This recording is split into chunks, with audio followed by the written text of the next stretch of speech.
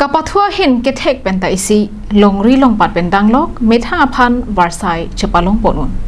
bangso phutha Karbi Anglong Sports Association atumpen matha ponsi ovi kimia tuma phan Kapathua hin kangthur ponje phan pennang anawarsai thoponlo Kedamta Porahut Guwahati Rongsopia Longke Padopon All Assam Junior Inter-District Basketball Championship Surihini Rengkorege Thom along Karbi Anglong Sopinso Mate Boys Team Atumpen Angdung Kitia Longan Chepa Haidunsi Champion Chepadamlong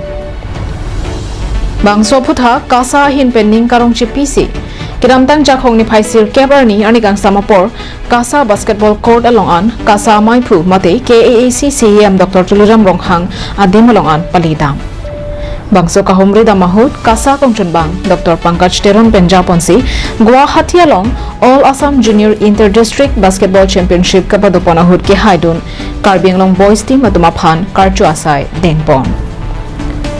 Bangso Hut Kasa Maipu Mate CEM Ronghang Pendanglok Kasa Kongchunbang Dr. Pankaj Teron EM Amar Singh Tiso EM Diuping Maslai Lapen MLA Darsing Ronghang Atum Chetong Dunrenti